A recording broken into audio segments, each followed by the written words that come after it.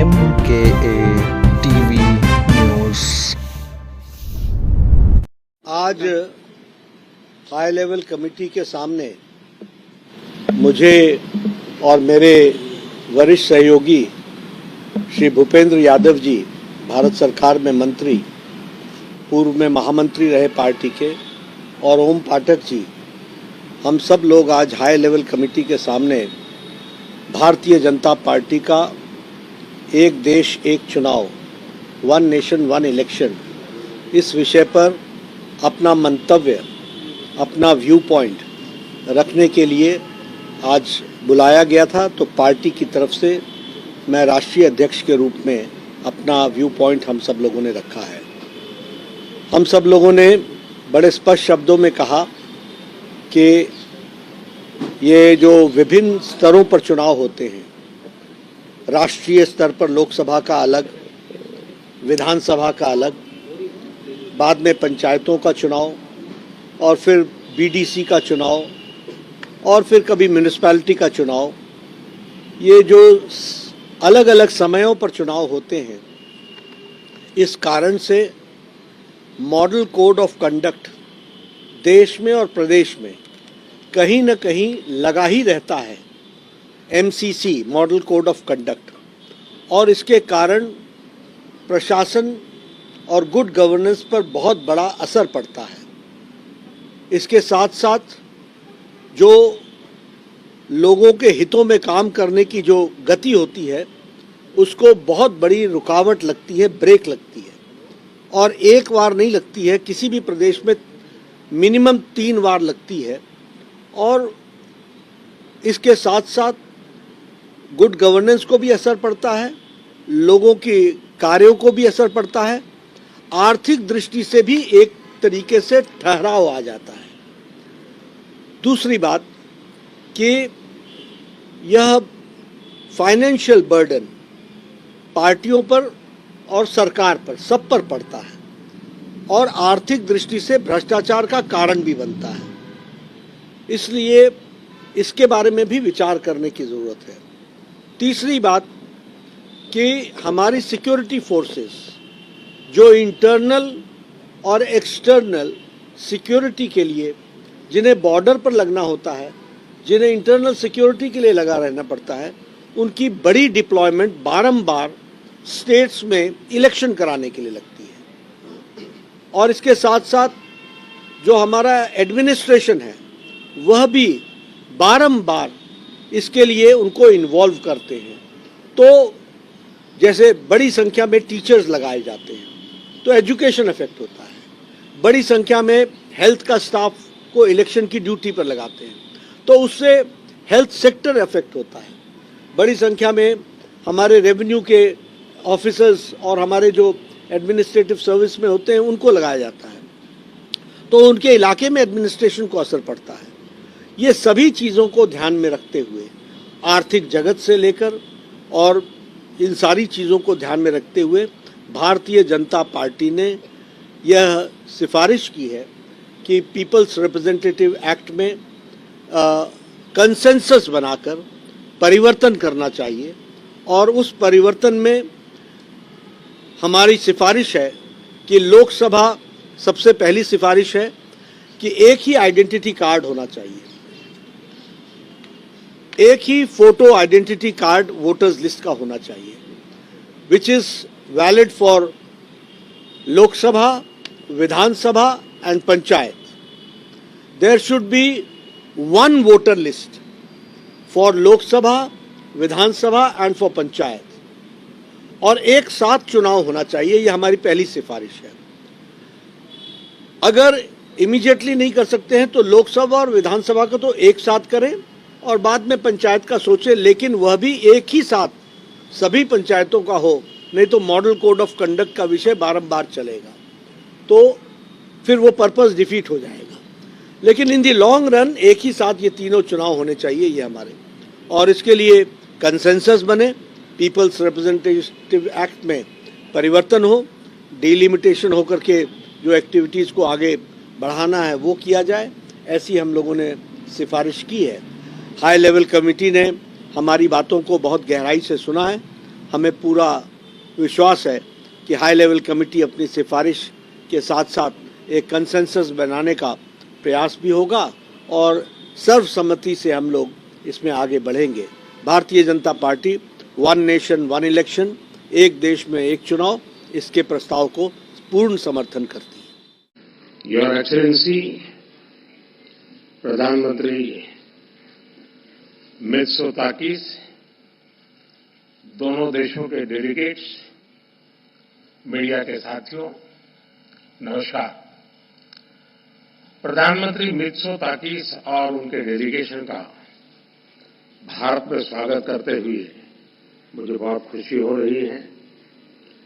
पिछले वर्ष मेरी ग्रीस यात्रा के बाद उनकी यह भारत यात्रा दोनों देशों के बीच मजबूत होती स्ट्रैटेजिक पार्टनरशिप का संकेत है और 16 वर्षों के बाद, इतना बड़ा अंतराल के बाद ग्रीस के प्रधानमंत्री का भारत आना अपने आप में एक ऐतिहासिक अवसर है। फ्रेंड्स, हमारी आज की चर्चाएं बहुत ही सार्थक और उपयोगी रही।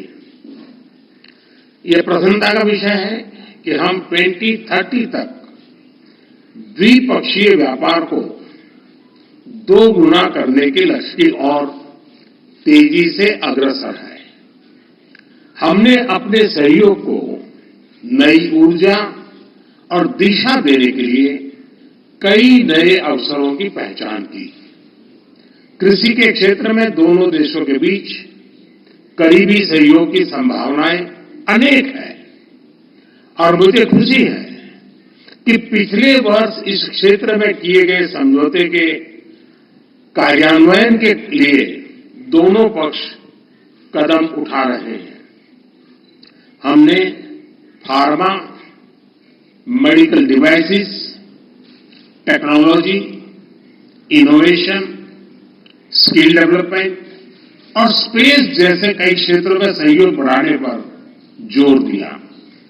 हमने दोनों देशों के स्टार्टअप्स को भी आपस में जोड़ने पर चर्चा की। शिपिंग और कनेक्टिविटी दोनों देशों के लिए उच्च प्राथमिकता के विषय हैं। हमने इन क्षेत्रों में भी सहयोग को बढ़ाने पर विचार विमर्श किया। फ्रेंड्स, डिफेंस और सिक्योरिटी में बढ़ता सहयोग हमारे गहरे आपसी विश्वास को दर्शाता है। इस क्षेत्र में वर्किंग ग्रुप के गठन से हम defence, cyber security, counter terrorism, maritime security जैसी साझा चुनौतियों पर आपसी समन्वय बढ़ा सकेंगे। भारत में डिफेंस मैन्युफैक्चरिंग में को प्रोडक्शन और को डेवलपमेंट के नए अवसर बन रहे हैं जो दोनों देशों के लिए लाभदायक हो सकते हैं। हमने दोनों देशों के रक्षा उद्योगों को आपस में जोड़ने पर सहमति जताई है। आतंकवाद के खिलाफ लड़ाई में भारत और ग्रीस की चिंताएं और प्राथमिकताएं समान है। हमने इस क्षेत्र में अपने सहयोग को और अधिक मजबूत करने पर विस्तार पूर्वक चर्चा की। फ्रेंड, 2 प्राचीन और महान सभ्यताओं के रूप में भारत और ग्रीस के बीच गहरे सांस्कृतिक और पीपल टू पीपल संबंधों का लंबा इतिहास है। लगभग 2500 वर्षों से दोनों देशों के लोग व्यापारिक और सांस्कृतिक संबंधों के साथ साथ विचारों का भी आदान प्रदान करते हैं। आज हमने इन संबंधों एक आधुनिक स्वरूप देने के लिए कई नए इनिशिएटिव्स की पहचान की। हमने दोनों देशों के बीच migration and mobility partnership agreement को जल्द से जल्द संपन्न करने पर चर्चा की। इससे हमारे पीपल टू पीपल संबंध और सुदृढ़ होंगे। हमने दोनों देशों के उच्च शिक्षा संस्थानों के बीच सहयोग को बढ़ावा देने पर भी बल दिया। अगले वर्ष भारत और ग्रीस के डिप्लोमेटिक संबंधों की 75वीं वर्षगांठ मनाने के लिए हमने एक एक्शन प्लान बनाने का निर्णय लिया है। इससे हम दोनों देशों की साझा धरोहर, science and technology, innovation, sports और अन्य क्षेत्रों में उपलब्धियों को वैश्विक मंच पर दर्शा सकेंगे। फ्रेंड्स, आज की बैठक में हमने कई क्षेत्रीय और अंतर्राष्ट्रीय मुद्दों पर भी चर्चा की।